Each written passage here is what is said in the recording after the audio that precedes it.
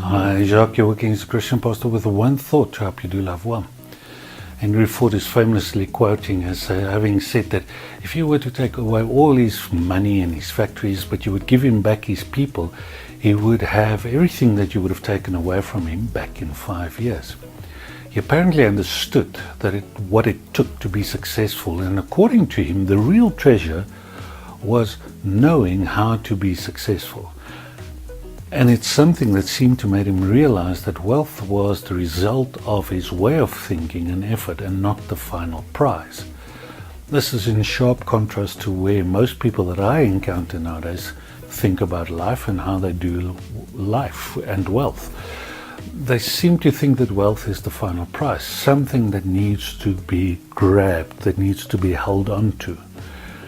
It's sad because the problem you and I face is that whenever we feel the pressure to hold on to money or to anything for that matter, it shows that the process of losing it has already started.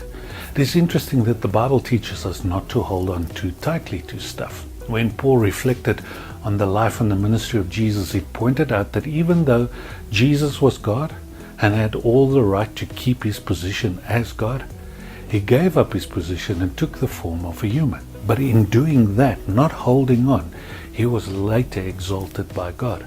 The idea that Paul was trying to convey is the very thought that I want to share with you today. You and I should never hold on too tightly. Holding on too tightly is like trying to grab water. It just flows through your hands.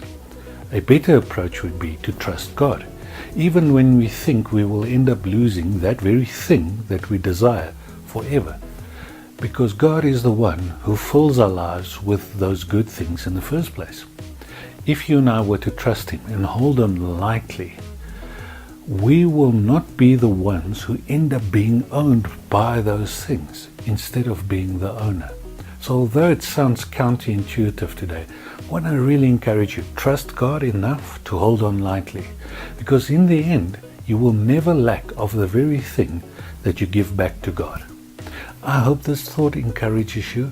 I hope it helps you to look differently at what you have and your surroundings, enable you to make good decisions. Most of all, I pray that you and I can meet up soon.